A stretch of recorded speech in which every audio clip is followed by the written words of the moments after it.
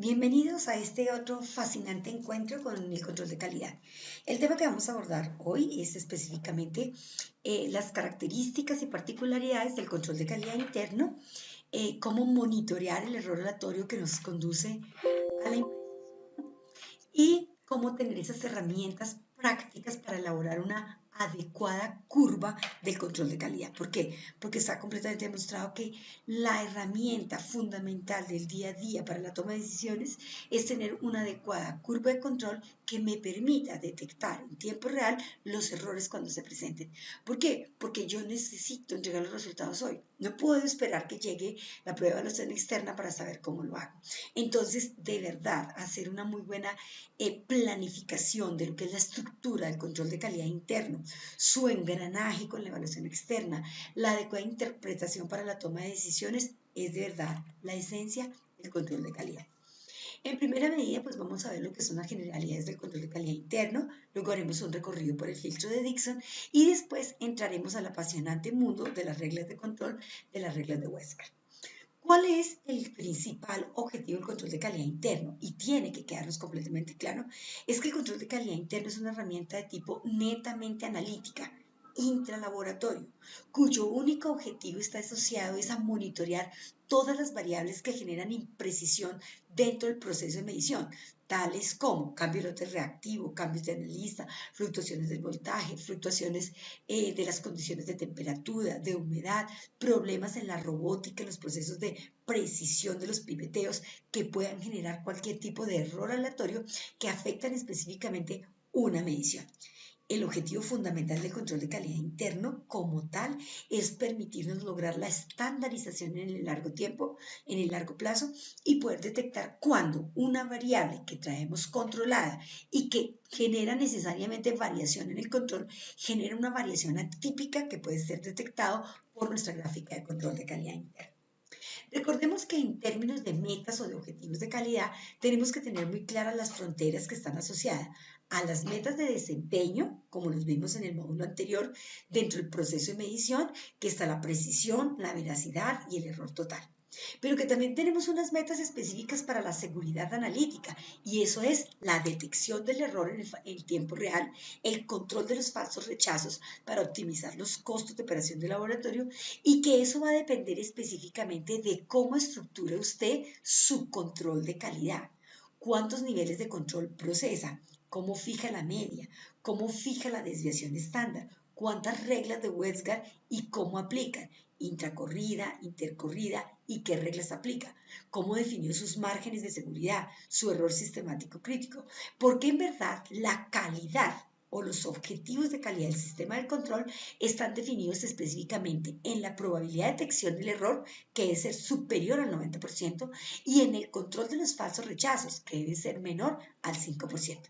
Si nosotros logramos garantizar en términos de desempeño, en términos de especificaciones de calidad, el desempeño del proceso de medición y la seguridad analítica del sistema de control, podemos estar hablando de una eficacia diagnóstica desde el punto de vista clínico, que significa que nuestros resultados tienen la validez y que por lo tanto el médico puede tomar las decisiones correctas con esta información que nosotros le estamos dando.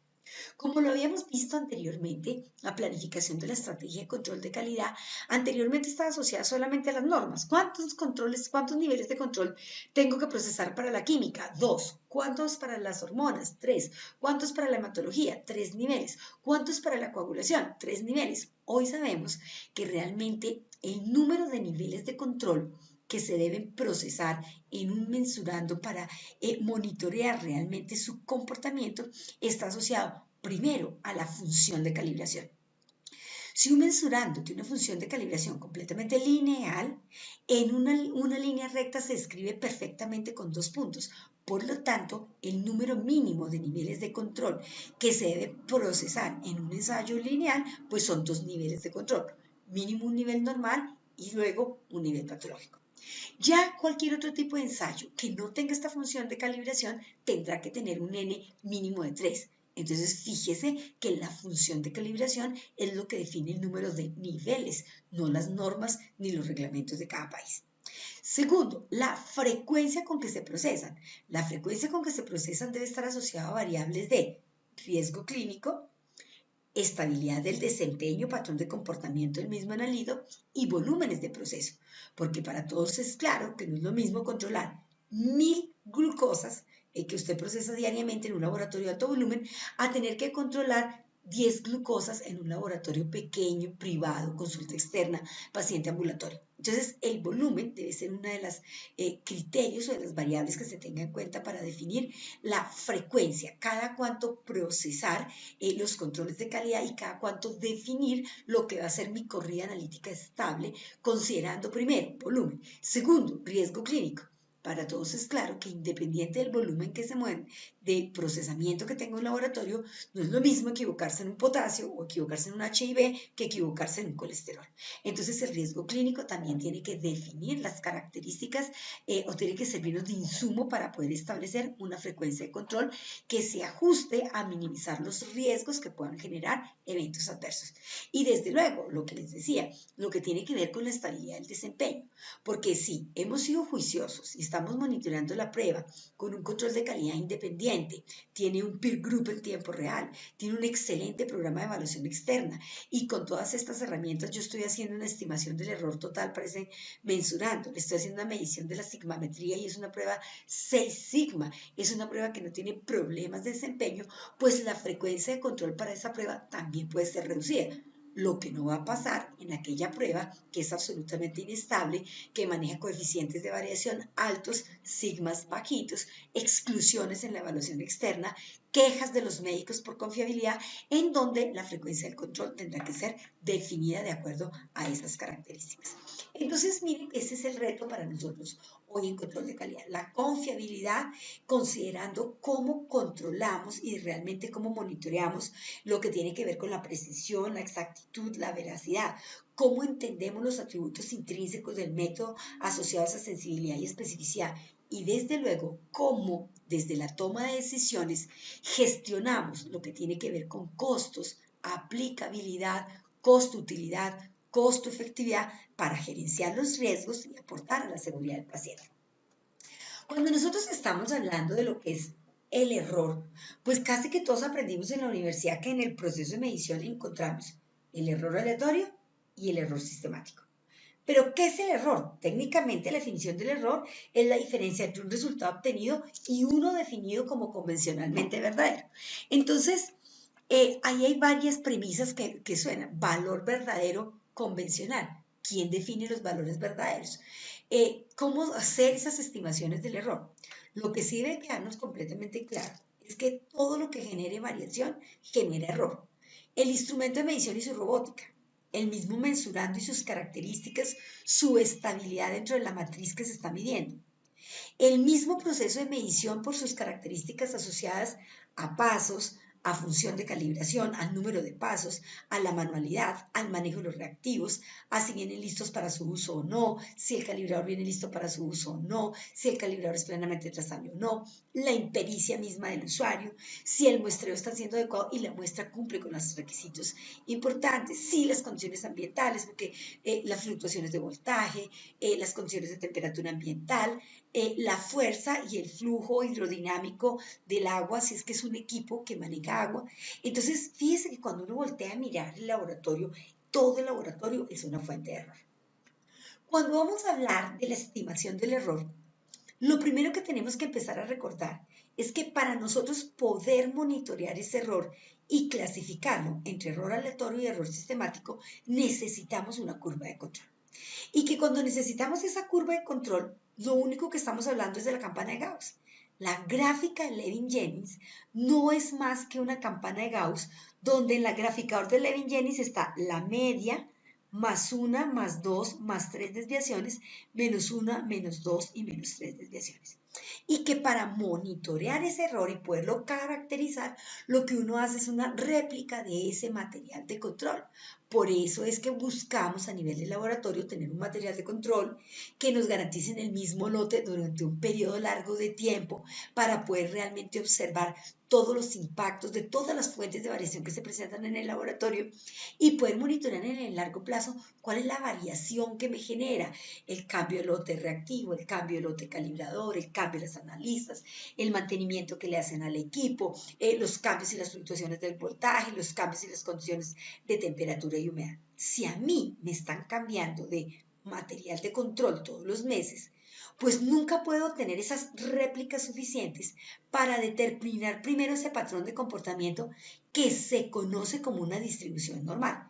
Entonces, ojo, el punto de partida para el control de calidad interno es que usted tenga un material de control que le permita monitorear en el largo plazo un patrón de distribución, y esa distribución de ese comportamiento, de ese control, se llama una distribución normal. ¿Y qué significa normal? Que la mayoría de las veces los resultados del control tienden a fluctuar sobre un valor promedio o un valor central que se conoce como la media del control, pero que no todos quedan ahí pegados, que entre la media y más o menos una desviación están el 68% de los datos, entre la media y dos desviaciones está el 95% de los datos, y entre la media y tres desviaciones está el 99% de los datos. Entonces, lo primero que uno tiene que verificar cuando hace sus curvas de control: oye, si estoy teniendo una distribución normal, tengo la mayoría de mis datos entre la media y una desviación, hay pocos datos entre una y dos desviaciones, y muy poquitos a casi ninguno entre la segunda y la tercera. Si eso se cumple, estoy diciendo que al menos el patrón de comportamiento de mi material de control sigue una distribución normal. De lo contrario, si tengo todos los puntos pegados en la media, todo el control pegado en la media, yo puedo decir, este control está siendo mal monitoreado porque no cumple con el primer requisito, que es tener una distribución normal. ¿Y por qué esta es tan importante, esa distribución normal? Porque como fluctúe el control dentro de esa distribución, es que yo lo puedo caracterizar en error aleatorio y en error sistemático. Observemos la diferencia entre el error aleatorio y el error sistemático. Partamos de este principio. Si este fuera un material de control que ustedes llevan titulándolo 20 días, obtuvieron un valor promedio. La fluctuación sobre este valor promedio es lo que se conoce como su error aleatorio. Entonces, observen, nosotros podemos decir, yo traje un material de control, lo empecé a titular durante 20 días, me empezó a dar 80, 80, 80, 80, 81, 82, 83, 77, 78, 79, con un promedio de 80 más o menos un miligramo. Entonces, cuando el material de control me dio 82, la media fue 80. Cuando el material me da 82, mi error aleatorio es de más 2.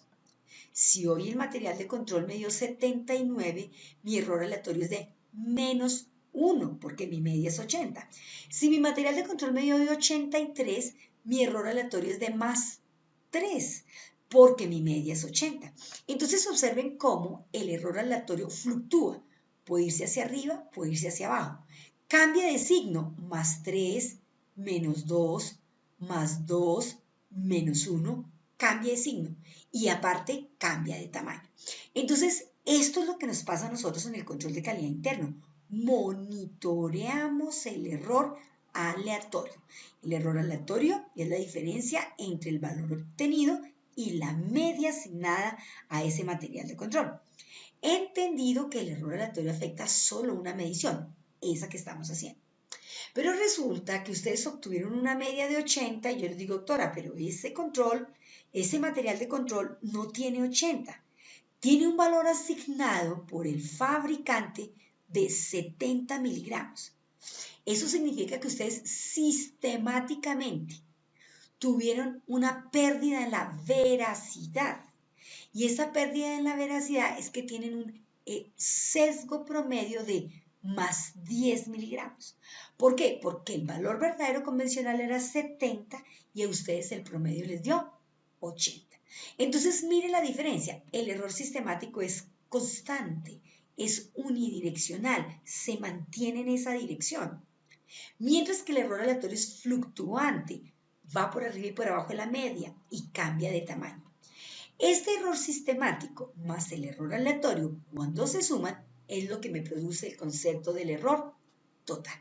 Y este es el día a día que nosotros manejamos en el laboratorio. Es decir, no siempre vamos a dar el valor verdadero. El valor verdadero puede que estemos un poco por arriba, un poco por abajo. Pero lo que nos tiene que quedar completamente claro es que el error sistemático, que es la cuantificación de la pérdida de veracidad, es la diferencia entre el promedio y el valor verdadero convencional. Entonces, aquí ya están caracterizados mis dos tipos de error, el error aleatorio y el error sistemático. En la medida en que yo reduzco el error aleatorio, la campana se hace más delgada porque las desviaciones estándar y el coeficiente de variación se hace más pequeño. En la medida en que yo reduzco el error sistemático, me acerco más al valor verdadero y entonces disminuye mi problema de veracidad y mi error total disminuye generando menor incertidumbre y mejorando mi exactitud cuando mido un solo resultado.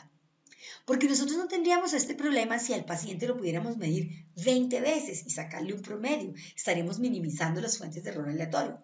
Lo que pasa es que tenemos que tener exactitud, porque yo al paciente, ¿cuántas veces lo proceso? Una sola vez. Entonces, fíjese que lo que hacen las curvas de control de calidad es garantizarme que monitoreo ese error aleatorio y ese error sistemático para garantizar que en un único resultado, que es lo que pasa al paciente, la exactitud está garantizada porque las fuentes de incertidumbre se han reducido significativamente. Entonces, ese es el concepto fundamental por el cual tenemos que, digamos, el que debe quedarnos completamente claro.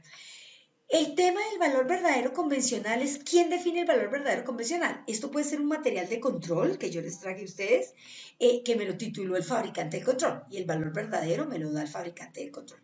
Esto puede ser un material de control que está siendo titulado por un grupo par, entonces el valor verdadero me lo da el grupo par. Esto puede ser un material de control que se procesa en una evaluación externa. Entonces, el valor verdadero me lo da la media de consenso o el valor target de la prueba de evaluación externa. O bien, esto puede ser un material de referencia certificado y el valor verdadero me lo está dando el certificado que viene con ese tipo de material. Entonces, para resumir, entendamos, el error aleatorio es el resultado de una medición menos su promedio. Puede ser positivo o negativo, migra a lados opuestos de la media. A mayor error aleatorio, más dispersión. Afecta una sola medición. En cambio, el error sistemático, que lo que me afecta la veracidad, es la diferencia entre el valor promedio y el valor verdadero, entre la media y el promedio. Necesito un promedio y un valor verdadero para hablar de veracidad, de error sistemático. La característica del error sistemático es constante, es predecible, se mantiene en el tiempo. Y la perversidad del error sistemático es que afecta todas las mediciones. ¿Qué me causa error aleatorio? Todo. La fluctuación de la luz, la fluctuación de la temperatura, variaciones en el pipeteo, variaciones en los tiempos de incubación, ruido de los componentes, variaciones en los volúmenes de muestra, falta de entrenamiento del analista, malos mantenimientos preventivos. Para nosotros debe ser claro que la meta, el día a día nuestro en el laboratorio es tratar de garantizar la reducción de las fuentes de error aleatorio y la optimización de la reducción del error sistemático, que generalmente lo podemos intervenir trabajándole a una mejor función de calibración, a definir la frecuencia de la calibración, a mejorar la trazabilidad y la conmutabilidad del material con que se calibra. Juntos, errores se monitorean en el día a día, tanto el error aleatorio como el error sistemático. El error aleatorio, ya dijimos, me afecta la precisión, lo monitoreo con el control de calidad interno y lo cuantifico con el coeficiente de variación. El error sistemático me afecta la veracidad, lo cuantifico con el sesgo promedio y puedo obtenerlo por la comparación de la media mía frente a la media del peer group, frente a la media de una prueba de evaluación externa o frente al valor verdadero asignado por un certificado o también en una verificación de métodos. Lo cierto es que al sumar el error aleatorio y el error sistemático, voy a obtener el error total. A mayor error, menor exactitud, más incertidumbre. A menor error, más exactitud, menor incertidumbre. Y esa pues ha sido como la premisa del concepto cualitativo que hemos venido trabajando desde el capítulo anterior. Hablemos ahora completamente de lo que es la precisión. Entonces, cuando hablamos de la precisión, es necesario actualizar el lenguaje. En otro momento y hora de la vida se hablaba de concordancia intraensayo o precisión intraensayo o precisión interensayo. Como ven, bloqueado, eso está ya mandado a recoger, eso delata su edad. Cuando nosotros estamos hablando de condiciones de precisión, es importante referirnos a la norma ISO 5725. La norma ISO 5725 dice, mire, cuando usted está hablando de medición bajo condiciones de precisión, hay dos condiciones que sean una intralaboratorio, intralab, y otra interlaboratorio. La interlaboratorio es la que se debe denotar como reproducibilidad, pero la intralaboratorio, que es la que usted controla, tiene dos condiciones, repetibilidad y precisión intermedia. Esta precisión intermedia también se puede llamar reproducibilidad si y solo si le dice reproducibilidad intralab, es decir, tiene que ponerle apellido. ¿Cuál es la diferencia entre la repetibilidad y la precisión intermedia o reproducibilidad intralab? Finalmente, que es que la repetibilidad es esa condición de precisión que se da cuando todas las variables del proceso de medición se mantienen constantes y se realizan en periodos cortos de tiempo. Es decir, mismo operador, mismo usuario, misma máquina, mismo reactivo, mismo evento de calibración, misma muestra. Usted está repitiendo. Mientras que la precisión intermedia o reproducibilidad intralab se da cuando cambian algunas de las variables. Usted mismo dice, voy a correr esta muestra mañana a ver cómo me da. Si le da muy parecida, tiene buena precisión intermedia.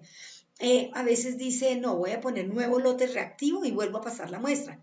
Ahí no está repitiendo, está haciendo precisión intermedia. Voy a decirle a mi amiguis que amiguis pase la muestra porque es que a mí no me gusta cómo me está dando. Bueno, no estoy repitiendo, estoy haciendo precisión intermedia. Cuando yo sumo estas dos condiciones, repetibilidad más precisión intermedia, obtengo lo que se conoce como precisión intralab o precisión total. La reproducibilidad es la precisión interlaboratorios. Ojo, independiente de que la imprecisión se monitoree bajo condiciones de repetibilidad, de precisión intermedia o de reproducibilidad, siempre se expresa de la misma manera, de manera cuantitativa, o bien como desviación estándar o bien como coeficiente de variación. Esta imagen, pues ustedes la conocen y la manejan divinamente, lo que es la precisión, ¿sí? Lo que era el caer en la diana. Ser preciso y exacto, como estamos viendo aquí, tener buena exactitud, pero con poca precisión, ser muy preciso, pero poco exacto, porque estoy alejado del valor verdadero, o ni ser preciso ni ser exacto, unas veces como que sí, otras veces como que no. Usted decide dónde quiere estar. La búsqueda nuestra es esta, gran precisión, gran exactitud. Para eso hay que controlar las fuentes de sesgo y hay que minimizar las fuentes de error aleatorio.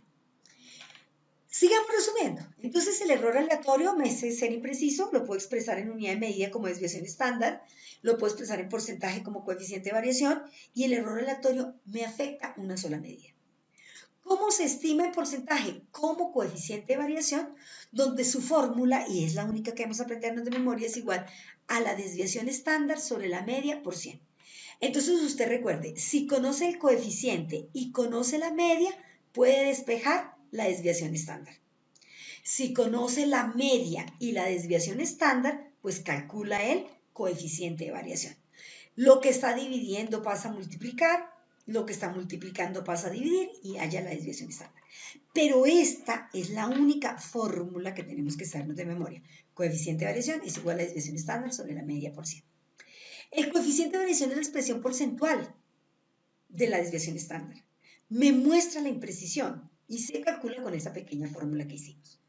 ¿Qué me genera imprecisión? Todo, el cambio de lote de control, y los cambios de lote de control a veces, el cambio de lote de control podría tener implicaciones sobre el coeficiente de variación.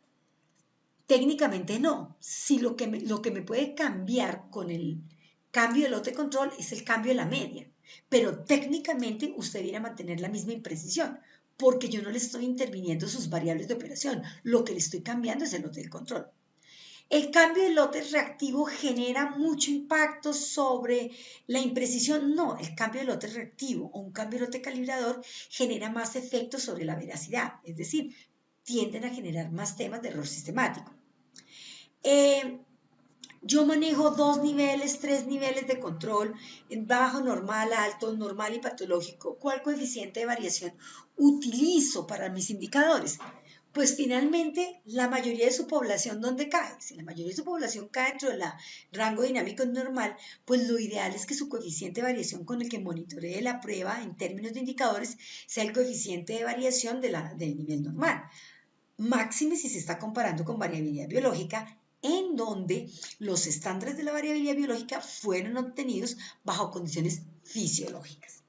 Entonces, mirando, si yo tengo un mensurando como el colesterol con una media de 210 y una desviación estándar de 2.45, ¿con qué imprecisión estoy trabajando? Entonces, en términos de imprecisión, este mensurando de colesterol está trabajando con un coeficiente de variación del 1.16%. ¿Cómo lo calculo? Desviación estándar 2.45 sobre la media por 100. 1.16% de imprecisión. ¿Estoy siendo muy precisa o poco precisa? ¿Cómo lo voy a saber? Ustedes ya lo saben. Tendría que ir a compararme con las metas de calidad definidas, por ejemplo, por el estándar de variabilidad biológica que me podrá definir si estoy en un nivel mínimo o si estoy en un nivel deseable o si estoy en un nivel óptimo. Bien. Cuando ya tengo entendidas las fórmulas, digo cómo hacer correctamente una curva de control de calidad. Entonces, hay unas generalidades que tenemos que tener en cuenta antes de ver el filtro de Dixon, que es la parte que vamos a abordar en este momento. Y es que el control de calidad interno es toda una estrategia. Toda una estrategia significa que tiene una serie de pasos que requieren una planificación. Primero, usted está manejando control de calidad dependiente, lo que se conocía como de primera opinión, suministrado directamente por su casa comercial, o está trabajando un control de calidad completamente independiente, que está siendo titulado por grupos de laboratorios pares a usted que manejan ese mismo material de control. O está trabajando, es el que se llama control de tercera opinión, o está trabajando un control semi-independiente, ese que le recomienda la casa comercial, que no es de su propia casa comercial, pero ha sido titulado por un tercero para esta tecnología. Eso se conoce como un control semi-independiente. Segundo, antes hablábamos de lo que el control sea valorado o no valorado. Todos los controles son valorados. Pero cuando nos referimos a no valorado, estamos diciendo es que no trae inserto, sino que está siendo valorado por un grupo par. Ahí es una medición, unos informes de tipo estadístico que me dicen los valores de ese material de control. El valorado lo referimos a que trae el inserto que me da la casa comercial o un inserto que me da unos valores específicos para ese material de control. La matriz de su control, ¿de qué origen es? ¿Qué matriz es? ¿Es de origen animal? ¿Es de origen humana? ¿Es de origen mixto? Es bien importante porque eso va a depender que ese material de control me muestre que lo que está pasando en las muestras de los pacientes también está sucediendo en el material de control. Cuando la matriz no es conmutable a las muestras de los pacientes, entonces pueden pasar cosas en el control que no están pasando en las muestras de los pacientes e incrementarse en dos tipos de error que no hemos nombrado. El error alfa, el falso rechazo, o el error beta, la falsa aceptación. Entonces, la matriz del control está asociada a una característica muy importante que se llama la conmutabilidad. La recomendación de todas las normas a nivel internacional es que el control sea conmutable con las muestras de los pacientes. Concentración de esos materiales de control. ¿Cuántos niveles va a pasar? ¿Un nivel normal? ¿Un nivel patológico? ¿Esos niveles sí se ajustan a la población que usted está manejando? El número y la frecuencia de montajes. En otra época se hacía por norma. Todos pasábamos controles al comienzo de la corrida y aún lo seguimos haciendo. Pero hoy entendemos que por variables de riesgo clínico, volumen y estabilidad de desempeño y características operacionales del laboratorio, la frecuencia de montajes debe responder a una planeación individualizada del control de calidad con enfoque de riesgo. ¿Qué otra variable es tan importante tenerla en cuenta en material de control? La presentación. Oye, ¿es liofilizado? ¿Hay que reconstituirlo? ¿O viene listo para su uso? Porque eso depende de la estabilidad. El lote. Si es de la casa comercial, ¿cada cuánto me va a estar cambiando el lote? Porque cada que me cambie el lote, yo tengo que volver a empezar toda mi planificación del control de calidad con las metas, la estimación de la media, la desviación estándar, la fijación de especificaciones de desempeño. Si el mantenimiento del lote me lo dan por un año, pues me disminuye el tema del trabajo con relación a la valoración de ese material de control. ¿Tendré o no tendré comparación interlaboratorios para ese material? ¿Podré mirar mi reproducibilidad con los otros laboratorios que manejan mi mismo método, mi misma máquina, mi mismo lote reactivo? ¿Puedo o no puedo? Eso va a depender del material que usted seleccione. Lo cierto sí es que un peer group tiene valor, un grupo par de comparación interlaboratorios, sí y solo si sea en tiempo real. Y sí y solo si el número de laboratorios con el que me comparen sea un número significativo. Hoy ya hay muchos estudios de las ventajas y las desventajas de implementar materiales de control, dependientes, semidependientes e independientes. ¿Qué es lo que nos debe quedar en el radar completamente claro? Que desde luego implementar un control independiente pues es una optimización de la estructura de calidad analítica y por tanto de seguridad en la detección del error y en la contención del falso rechazo, porque este material es mucho más sensible a la detección de errores sistemáticos, es mucho más sensible a detectar cambios sutiles del equipo, es mucho más sensible, la matriz es mucho más conmutable a las muestras del paciente, tiene mucho más mensurandos con los cuales yo puedo ejercer un mejor control. Generalmente tiene comparación interlaboratorios en tiempo real. El comportamiento de ese material de control es muy parecido a las muestras de los pacientes y tiene muy bajo riesgo de enmascarar cambios que sean importantes, como por ejemplo cambio de un lote de reactivo que me genere un sesgo o cambio de un lote calibrador que mueva significativamente la función de calibración. Entonces, esa es la primera parte con la cual nosotros trabajaríamos la planificación del control de calidad. Usted tiene que saber qué quiere y con qué va a montar. Y esa es la primera decisión. Una vez que usted ya define y ha seleccionado su material de control, pues tiene que proceder a hacer su curvita de control de calidad. ¿Cómo va a ser su curva de control de calidad? Tiene que hacerla bajo las condiciones de operación reales del laboratorio. Es decir, que usted no se puede sobreactuar, que no, como estamos haciendo la curva, ponga los reactivos nuevos, hágale el mantenimiento del equipo. Al contrario, tiene que trabajar común y corriente. Entre más representativas sean las condiciones de operación de su laboratorio durante el tiempo que usted recoge los puntos para la elaboración de su curva, más sensible va a ser esa curva para la detección del error. Entre el que el periodo de tiempo sea más corto en recoger los datos, menos representativo es de todas las fuentes de variación. Recuerden que lo que queremos ver con la curva de control es cómo todas las fuentes de variación que se suceden dentro del laboratorio generan movimientos en el control, para que cuando una de esas fuentes de variación quede fuera de control, al producirse un movimiento súbito del material de control, yo lo pueda detectar. Entonces, lo ideal sería que usted recogiera la curva de control y que durante los 20-25 días tuviera cambios de lote reactivo, cambios de lote de calibrador, cambios de analista, fluctuaciones del voltaje, ojalá tuviera mantenimiento correctivo y preventivo del equipo, para mirar todas esas variables, cómo inciden en la variación del control. Rara vez ocurre. Generalmente todos obtenemos la primer media, la media preliminar, una media inicial del control con el mismo lote reactivo, máximo con 2 eventos de calibración y generalmente los datos los recoge solo el analista que está en la mañana. Pero lo correcto sería hacerlo con todas las fuentes de variación para observar realmente cuál es el patrón de comportamiento de del proceso de medición con las variables que maneja el laboratorio in situ. Por el momento, por eso la media preliminar que se obtiene no puede ser eterna. Por eso esa media debe ser reevaluada cuando ya se tienen por lo menos 60 datos más o datos de 3 a 6 meses más de control, en donde ya han entrado más variables que permiten ir definiendo cuál es la verdadera media o el valor verdadero de la media para nuestras condiciones de operación de nuestro material de control. Entonces, inicialmente, digamos que la estrategia tradicional es que usted recolecte entre 20 y 25 datos bajo condiciones de precisión intermedia, es decir, no haciendo repetibilidades, sino en el día a día donde hay distintas fuentes de variación. Obtenidos esos 20 a 25 datos, siempre debe respetarse el N mínimo de 20, entonces lo recomendable es que obtenga por lo menos 25 datos, ordene los datos de menor a mayor para que los filtre. ¿Qué significa aplicar un filtro? Se llaman filtros estadísticos. Filtrar significa que si bien es cierto, todos los datos del control fueron obtenidos bajo condiciones de precisión intermedia, no todos los datos me sirven para estimar la media. ¿Por qué? Porque hay unos datos que se llaman datos aberrantes.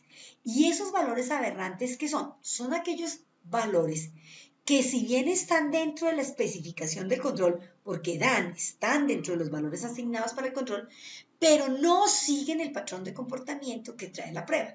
Entonces, un solo valor aberrante puede jalonearme la media hacia arriba o jaloneármela hacia abajo, y cuando la fijo, entonces hacerme caer en error sistemático.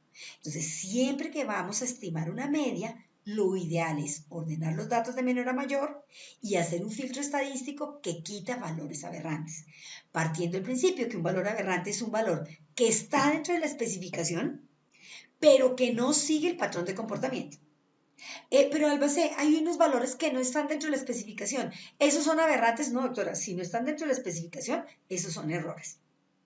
Una vez que uno ya tiene los datos filtrados, calcula el promedio, todos sabemos calcular el promedio, hacemos la sumatoria de los XY, estimamos, hacemos la sumatoria, lo dividimos por el N y ahí obtenemos el promedio.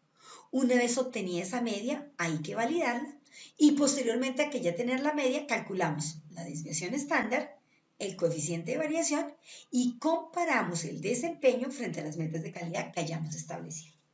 Entonces, miren, vamos a empezar por el primer puntico, revisar el filtro de Dickson. El filtro de Dickson determina si es valores aberrante. Lo único que usted hace es organizar los datos de menor a mayor o de mayor a menor para poder asignarles unos nombres. Aquí está cómo se hace el filtro de Dickson. Se ordenan los datos de mayor a menor y lo que hacemos es ponerle un nombrecito. Al mayor valor lo vamos a llamar XN. Al que le sigue en valor, le vamos a llamar XN-1. Acá vendrán, estos son los dos primeros, acá vendrán 17, 19 datos más. Y a los dos últimos, al menor valor, lo vamos a llamar X1. Y al inmediatamente anterior en valor, lo vamos a llamar X2. Observe, yo podría tener 5.1, 5.1, 5.1, 4.9. Así tenga 3 5.1, el mayor valor es XN 5.1 y XN-1 es el que le sigue inmediatamente en menor valor, es decir, 4.9. Cuando usted ya ha hecho eso, que los ordenó de mayor a menor y les puso ese apellido, ese sobrenombre, usted que es el valor más grande, el más alto, lo va a llamar XN. Al que le sigue inmediatamente el menor valor, lo va a llamar XN-1. Me voy para los valores más bajitos. Al más bajito lo voy a llamar X1. Y al que le sigue en valor inmediatamente por arriba lo voy a llamar X2. Al que le sigue en valor inmediato, un poquito más alto, que sea un poquito más alto. No al que esté pegado al más pequeño, sino al que le siga en valor, lo vamos a llamar X2. Y cuando usted ya ha hecho eso, lo único que tiene que hacer es aplicar el filtro.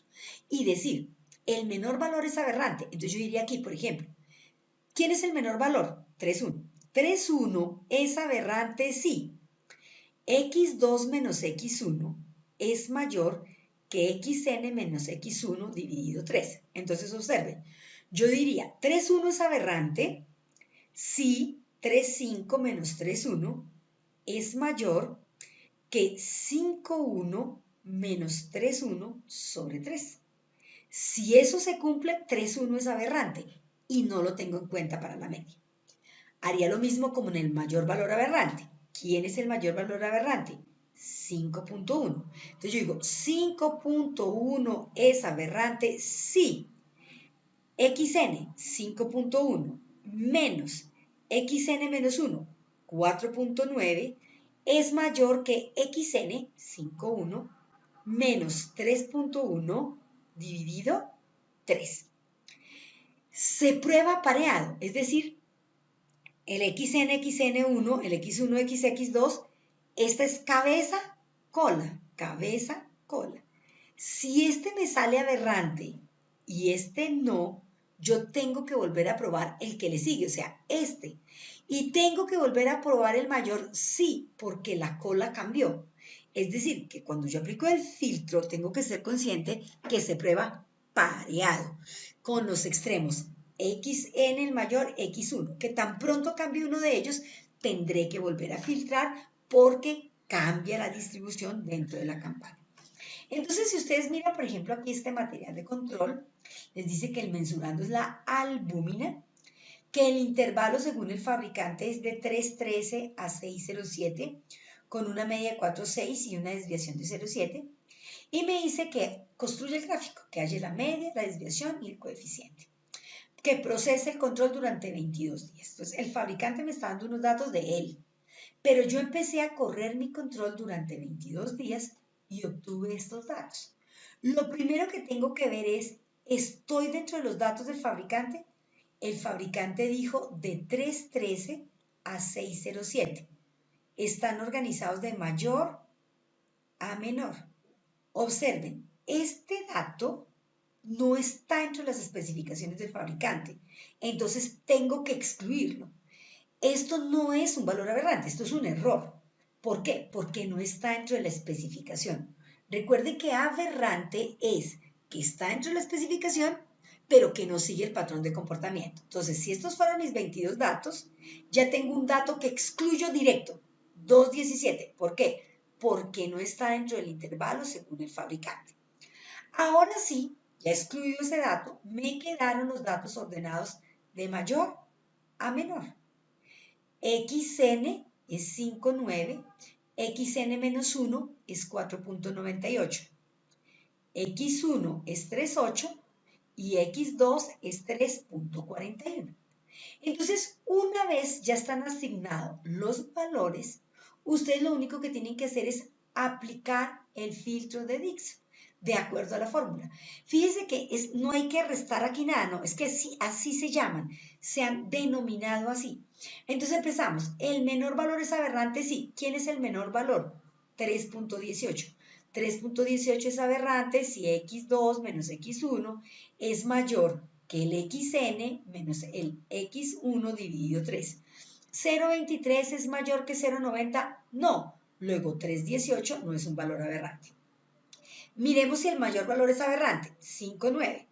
5,9 es aberrante, sí, y aplicamos la fórmula. XN, que es 5,9, menos XN menos 1, que es 4,98, es mayor que XN, 5,9, menos X1, que es 3,18, dividido 3. ¿Cuánto me da esto? 0,92 es mayor que 0,90, sí. Entonces 5,9 es un valor aberrante. Entonces yo tengo que a 5,9 sacar. Tan pronto lo saco, ahora XN es 4,98 y XN menos 1 es 4,84, es decir, se corre. X1 sigue siendo 3,18 y X2 sigue siendo 3,41. Y nuevamente tengo que aplicar el filtro, pero sabiendo que ya saqué un aberrante y que ahora mi XN cambió. ¿Por qué? Porque tuve una exclusión por valor aberrante. Entonces, miren, hice la exclusión, ahora es XN 4,98, XN menos 1 es 4,84, X1 y X2 siguen siendo los mismos. Aplico el filtro, aquí están las fórmulas, tomo los valores y observo cómo el menor valor, en este caso X1, 3,18, no es un valor aberrante y cómo ahora 4,98 no es un valor aberrante. Pareado, si vieron, volví a comparar esta cabeza XN mayor con esta cola X1, el menor, porque cambió al excluir un dato. Entonces, el filtro se aplica así. Una vez que ya no me dio ninguno aberrante, como es en este caso, con estos datos ya puedo obtener el valor promedio. Recuerden que el promedio es solo sumar, sacar la sumatoria, dividir por n, que es el número de los datos que me quedaron, que en este caso me quedaron 22 datos, y ahí obtendré el promedio. Para la desviación estándar, ya no vamos a hacer la fórmula de que la desviación estándar es igual a la raíz cuadrada de la sumatoria de cada valor menos el promedio elevado al cuadrado dividido en n menos 1. Nos vamos al Excel, le damos la función desviación estándar y automáticamente él me va a calcular la desviación estándar. Entonces la media, hacemos la sumatoria de los datos, dividimos por el n, o en Excel hacemos el promedio. La desviación estándar, esa era la fórmula manual, pero hoy con el Excel hacemos desbest y le colocamos los números, ingresamos la data y automáticamente me va a dar la desviación estándar. El coeficiente de variación lo calculamos manual porque el Excel no tiene fórmula, el coeficiente de variación va a ser igual a la desviación estándar sobre la media por 100. Y ya tendré mi media, mi desviación estándar y mi coeficiente de variación. Observen, promedio 4,1, desviación estándar 0,4 y coeficiente de variación 10,49%. ¿Cuál es el paso a seguir? Oiga, esta media que yo obtuve, ¿se parece a la del fabricante? Me devuelvo. A nosotros la media nos dio 4,1. ¿Recuerdan cuál era la media del fabricante? Regresémonos a mirar el fabricante qué media nos había dicho. 4,62. Entonces, la pregunta que nosotros nos hacemos es, oiga, mi media 4,19 es equiparable a la media del fabricante. 4,19 es equiparable a 4,6 porque numéricamente no son. ¿Cómo se valida esto? Con el Z-score, donde usted lo único que coloca es la media que usted obtuvo, en este caso 4,19, menos la media del fabricante, 4,6, sobre la desviación estándar del fabricante. Este Z-score, para poder validar la media, debe estar puede estar positivo si mi media es un poquito más alta que la del fabricante, negativa si mi media es un poquito más bajita que la del fabricante, pero debe estar entre más o menos dos desviaciones estándar. Es decir, que la media que yo obtengo en mi laboratorio debe ubicarse en la campana de Gauss del fabricante entre sus más o menos dos desviaciones estándar. Cuando el Z-score me da positivo o negativo, pero hasta 2, significa que mi media está en el intervalo del 95% de confianza y que perfectamente puedo aceptar la media obtenida por el laboratorio. En este caso, miren, la mía 4,19, la del fabricante 4,6, la desviación del fabricante 0,7. Eso me da que mi media quedó un poquito por abajo a 0,5 desviaciones de la media del fabricante. Puedo aceptar esa media porque quiere decir que lo hice en unas condiciones muy parecidas a las del fabricante. Ahora, ¿qué me hace falta verificar? El coeficiente de variación. ¿Qué coeficiente de variación obtuvo? Entonces obtuvimos 10%. Habrá que compararlo si mi coeficiente de variación se ajusta al mínimo, al deseable o al óptimo, o si aún ni siquiera clasifico para el nivel mínimo frente a los estándares de variabilidad biológica. Muy sencillo, ¿verdad? Entonces vamos a dejar hasta aquí para que descansemos y tengan tiempo de repasar su video, aplicar su filtro de Dixon, hacer su taller. Mil gracias por su atención y desde luego por la generosidad de su escucha. Quedamos pendientes de toda su retroalimentación. Bien, avanzando por el fascinante mundo del control de calidad, hoy nos corresponde abordar lo que son las reglas de Westgar. ¿Qué son las reglas de Westgar? Las reglas de Westgar es lo que se conoce como el control de procesos estadístico.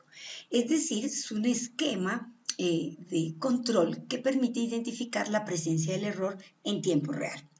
Las reglas están definidas para detectar y caracterizar el tipo de error que afecta a las mediciones. El diseñador original de estas reglas fue el Dr. Shewhart, quien las apropió en la industria y posteriormente el Dr. Westgar hace la apropiación de esta regla para los procesos de medición analítica. ¿Cuántas reglas de control estadístico conocemos y fueron la base de lo que se conoce como el algoritmo de Westgar? Son 6 reglas básicas. Estas 6 reglas básicas tienen, digamos, 3 características cuando se analizan. 1, sensibilidad, es decir, ¿qué me detectan? Error relatorio o error sistemático. Segunda característica, modo de operación, es decir, cómo se activan. Intracorrida, dentro de un mismo procesamiento, afectando los 2 o los 3 niveles de control, o intercorrida, es decir, cuando se activa entre un proceso de medición y cuando cambia alguna condición y se inicia el siguiente. cómo funcionan o cuál es la interpretación que tienen estas reglas para poderlas entender. Cuando ustedes observan, las reglas funcionan frente al algoritmo N sub L, donde N hace referencia al número de niveles o al número de mediciones de control, y L, el subíndice pequeño, hace referencia al número de desviaciones estándar que excede el control. Es decir, que si nosotros decimos 1, 2S, estamos diciendo que hay una medición del control o un nivel de control por fuera de 2 desviaciones estándar. Y eso es muy importante que nos quede claro desde el principio, es por fuera de.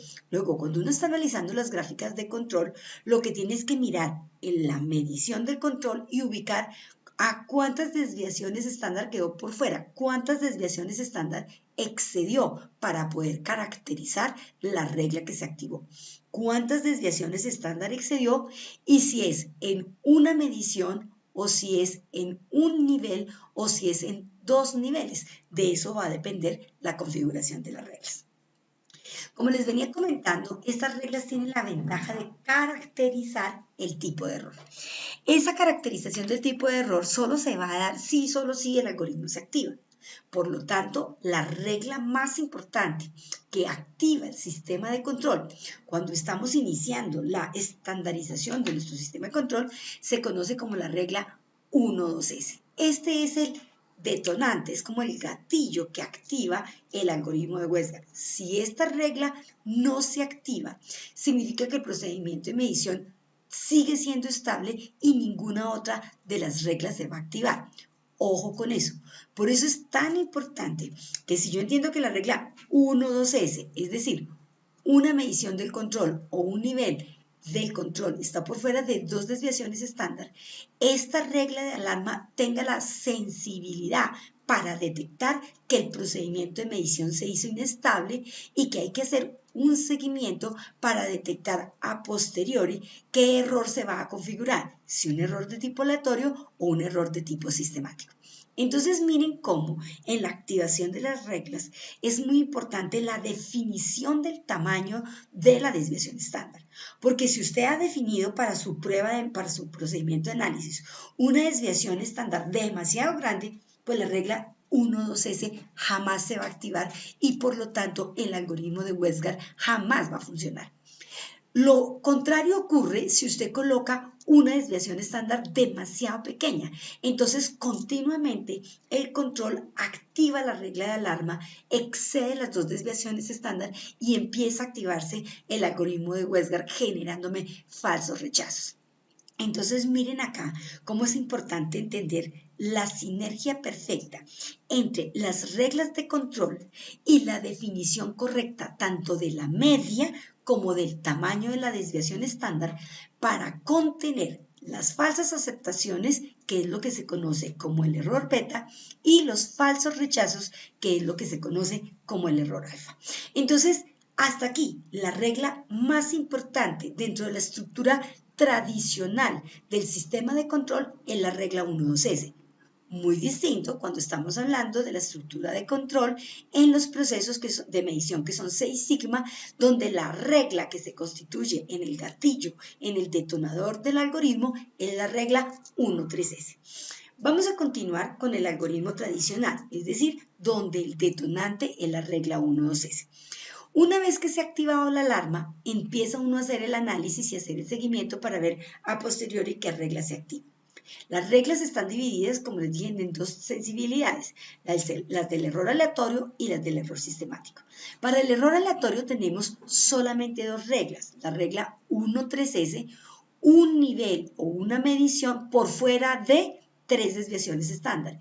Y la regla de rango o regla de amplitud o la regla R4S, que es la que me dice que entre 2 mediciones de control o entre 2 niveles de control hubo un desplazamiento de 4 desviaciones estándar a lados opuestos de la media.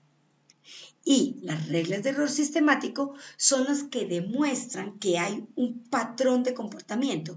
Por lo tanto, describen el desplazamiento de los controles del mismo lado de la media. Es así como está la regla 2-2S, que significa 2 niveles o 2 mediciones de control por fuera de dos desviaciones estándar, pero del mismo lado de la media. Luego le sigue la regla 4.1S, que significa 4 niveles de control o 4 mediciones del control por fuera de una desviación estándar, pero del mismo lado de la media. Y las reglas 10X, que significan 10 mediciones del control o en total 10 determinaciones del control entre niveles del mismo lado de la media.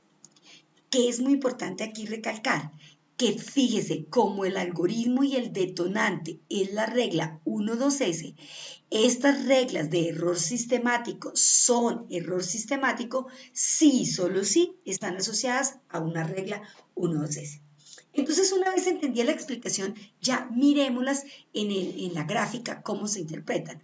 Observemos el resultado del control del día 2. Un resultado de control que excede las dos desviaciones estándar. Una medición por fuera de 2. Esta es la regla 1.2S y se activa siempre intracorrida. Alarma. Podemos liberar los resultados de los pacientes, pero tendremos que hacer un estricto seguimiento, porque lo que me está diciendo esta regla es que efectivamente el sistema se está haciendo inestable. Aún no se puede precisar qué tipo de error es, pero que hay que hacer un seguimiento detallado. Miremos la siguiente regla de error aleatorio, es la regla 1.3S. Una medición de control o un nivel de control por fuera de 3 desviaciones estándar, bien sea hacia abajo, bien sea hacia arriba. Intracorrida, error aleatorio. Frente al error aleatorio jamás se calibra. Frente al error aleatorio hay que investigar todas las causas de fluctuación inusual, como burbujas, errores de pipeteo, fluctuaciones del voltaje, cambios de la temperatura. Y lo correcto es reprocesar la alícuota de control para verificar que efectivamente es un error aleatorio. Si usted vuelve y reproduce su error aleatorio, pues ya no está en error aleatorio, está en error sistemático, y lo correcto frente a un error sistemático es que calibrar para detectar o para corregir el efecto que está generando ese tipo de error sistemático. Y miremos la última regla de error aleatorio, la regla R4S. R traduce rango, traduce amplitud. Esta regla tiene dos formas de activarse, de operar. Puede operar intracorrida o puede operar intercorrida. Es sensible al error aleatorio. Y observémoslo aquí cómo es intercorrida. En el día 6 se activó la regla 1.2S, pero en el día anterior, hacia arriba de la media, pero el día anterior se había activado la regla 1.2S hacia abajo. Es decir, que el día de hoy yo no tengo una regla 1.2S hacia arriba, sino lo que tengo es una regla de rango, R4S, error aleatorio, intercorrida. Y entonces tengo que parar la corrida, no puedo liberar ningún resultado y tengo que mirar cuál es la causa de la fluctuación para reprocesar y luego finalmente poder liberar a los pacientes. Observen aquí en estos gráficos cómo se observa o cuál es la interpretación cuando está intercorrida entre una corrida y la otra e intracorrida, es decir, cuando se afecta en el nivel 1, observe que se activó la regla 1.2S hacia arriba. En el nivel 2 se activó la regla 1.2S hacia abajo y se observa un desplazamiento de 4 desviaciones estándar. Esta es la regla R4S intracorrida que afecta los dos niveles de control. Bien, pasemos ahora a las reglas de error sistemático. Las reglas de error sistemático, la primera que vamos a encontrar es la regla 2.2S. Dos niveles de control o dos mediciones del control por fuera de dos desviaciones estándar del mismo lado de la media. Entonces, miren, cuando se activa intercorrida, son dos mediciones del control del mismo nivel por fuera de dos desviaciones estándar del mismo lado de la media. Error sistemático. Es decir, ayer se activó la alarma 1.2S por arriba y hoy se volvió a activar una alarma 1.2S, pero no es que estoy doblemente alarmado. Eso significa 2.2S, error sistemático. Miremosla aquí, intracorrida. Afecta los dos niveles de control. Cuando es intracorrida, el 2 significa 2 niveles. Cuando es intercorrida, el 2 significa 2 mediciones. Entonces acá en intracorrida vemos que en el nivel normal se activó la regla 1,2S hacia arriba y en el nivel patológico se activó la regla 1,2S hacia arriba. Entonces ya no tengo dos alarmas, una alarma en un nivel y otra alarma en el otro, sino que tengo la activación de la regla 2,2S para error sistemático intracorrida. Fíjese que si el otro nivel se hubiera ido 2,2S hacia abajo, lo que tendríamos sería una regla de rango, R4S. Miremos la regla 4,1S. ¿Qué significa la regla 4,1S? 4 mediciones del control por fuera de una desviación estándar, desde luego asociada a una regla 1,2S, cuando se activa intercorrida. 4 mediciones del control. Y observémosla aquí, intracorrida, cuando tenemos la activación. Acá tenemos en el nivel 1, 2 mediciones por fuera de una desviación estándar hacia arriba. En el nivel 2 tenemos 2 mediciones por fuera de una desviación estándar hacia arriba. Y al sumarlas, al acumularlas, ya completamos entre los dos niveles 4 mediciones del control por fuera de una desviación estándar asociado a una regla 1,2S. Entonces, fíjese cómo la regla 4,1S, sensible al error sistemático, puede activarse intercorrida, 4 mediciones del control por fuera de una desviación estándar del mismo lado de la media. O cómo puede activarse intracorrida, cuando se acumulan las 4 mediciones del control entre los distintos niveles por fuera de una desviación estándar del mismo lado de la media. Y de la misma manera operan las reglas 10X, sensibles a error sistemático. Fíjense aquí cómo hay 10 mediciones del control del mismo lado de la media asociadas a una regla 1,2S. Esta es la regla 10X intercorrida. Miremos la misma regla 10X intracorrida. En el nivel 1 tenemos 5 mediciones del control del mismo lado de la media. En el nivel 2 tenemos otras 5 mediciones del mismo lado de la media. Por lo tanto, acumulando el patrón de comportamiento del nivel 1 y del nivel 2, se activa la regla 10X intracorrida. Existen muchas modificaciones de esas mismas reglas que lo que hacen es que la regla sea más sensible. Es decir, si ustedes miran la regla 8X, no es que sea una nueva regla, es una regla más sensible que le dice alerta el sistema en 8 puntos del mismo lado de la media y no se espere a 10. O por ejemplo las reglas 12X que se utilizan generalmente cuando se trabajan 3 niveles de control. Esta regla también es de mucha utilidad cuando se trabajan 3 niveles de control. 2 de 3, 2S. Fíjense, aquí está operando intercorrida cuando digo 2 mediciones del control de 3 están por fuera de 2 desviaciones estándar. ¿Y esto cómo ocurrió? Intercorridas entre la corrida 2, 3 y 4. Pero esta misma regla puede operar intracorrida. ¿Cómo es intracorrida? Cuando la interpretación es 2 niveles de control de 3 niveles están por fuera de 2 desviaciones estándar y es sensible al error sistemático. ¿Y qué tendremos que hacer? Calibrar. Existían y se usaban anteriormente otras reglas que cada vez están más en menos uso. ¿Por qué? Porque tienen el modelo de operación de los laboratorios en donde ya se consumen mucho más rápido los reactivos, donde hay un mayor volumen de trabajo, es muy difícil que se activen este tipo de reglas como son las reglas T, es decir, las reglas de tendencia, donde uno ve un aumento progresivo o un descenso progresivo en el patrón de comportamiento de las reglas de control. Entonces, Las reglas de Westgard tienen esa particularidad de poderme detectar o el error aleatorio o el error sistemático, de activarse intracorrida o de activarse intercorrida. ¿Cuál es la diferencia fundamental en que se active intracorrida o intercorrida? Que cuando una regla tiene activación intercorrida, me está diciendo básicamente que está inestable solamente un segmento del rango dinámico de medición. En cambio, cuando las reglas empiezan a activarse intracorrida, me está diciendo que todo el rango dinámico del proceso de medición está inestable, por lo tanto no puedo liberar ningún paciente de ese proceso de medición.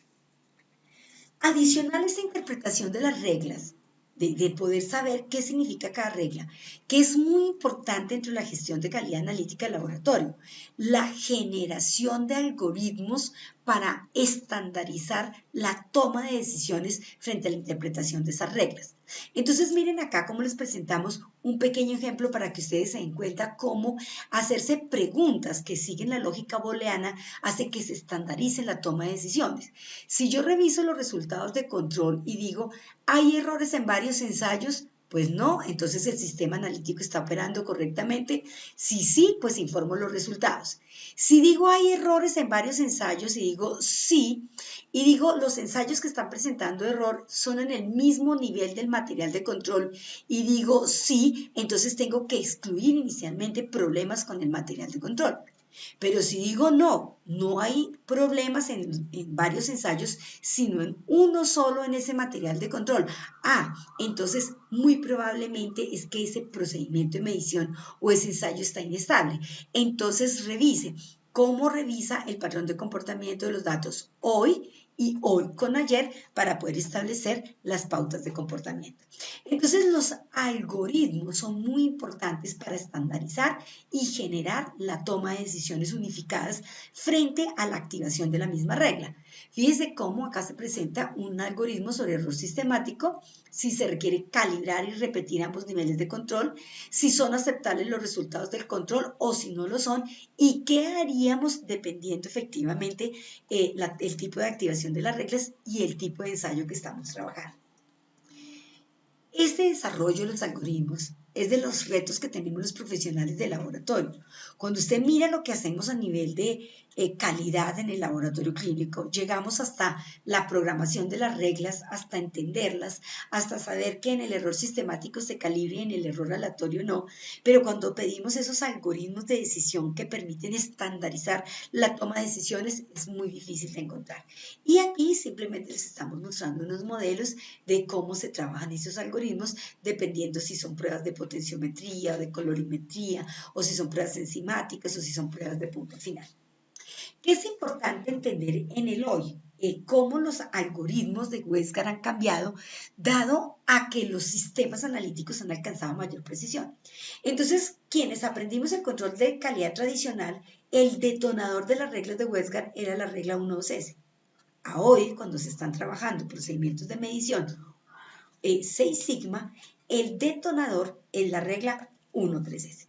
Miremos, por ejemplo, acá, en este algoritmo de reglas para un modelo 6 sigma, cuando se trabajan 3 niveles de control, este sencillo algoritmo me permite decir, mire, si su prueba tiene un nivel de desempeño 6 sigma, la única regla que le opera es la regla 1.3S en una corrida con 3 niveles de control. Pero observe, si su prueba es 5 sigma, entonces nos ubicamos en la prueba 5 sigma. Las reglas que le activan requieren la adición de la regla, aparte de la regla 1.3S, requiere la adición de la regla 2D32S y R4S para tener una muy buena detección del error. Pero fíjese que si llega a ser 4 sigma, adicional a estas reglas, requiere la activación de la regla 3.1S. Y si ya está usted por debajo de las 4 sigmas, en 3 sigma, adicional a todas las reglas anteriores, requiere también de la activación de la regla 6X en su estructura de control. Y de la misma manera está este algoritmo para cuando usted trabaja una prueba con la métrica 6 sigma, trabajando o controlando con 2 niveles de control. Aquí está el algoritmo.